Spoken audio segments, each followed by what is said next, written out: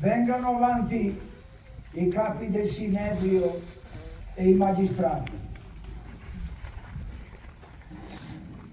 Mi avete portato quest'uomo come un sovvertitore del popolo.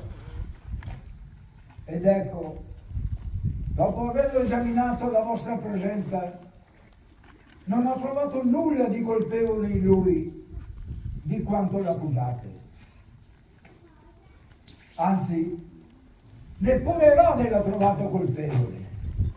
Infatti ce l'ha rimandato.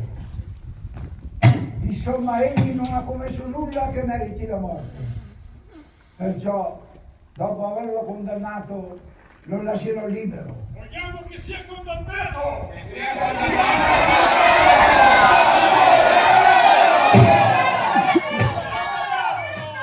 È consuetudine per voi che vi liberi uno per la Pasqua.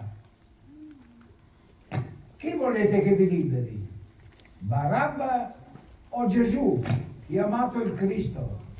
Decidete. Chiediamo che liberi Barabba e faccia venire Gesù. Liberi Barabba!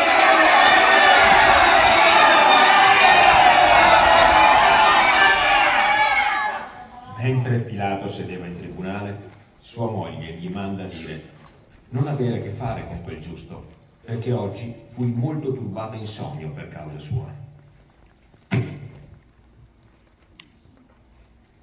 Quale dei due volete che vi liberi?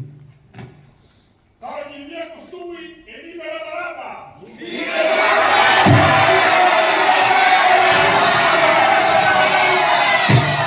Che devo fare allora di colui che chiamate il re dei giudei?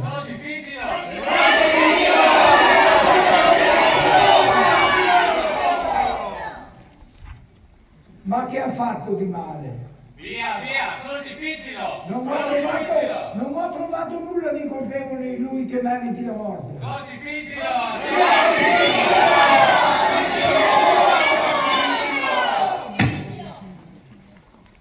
Liberate Barabba e conducete via Gesù e flagellatelo.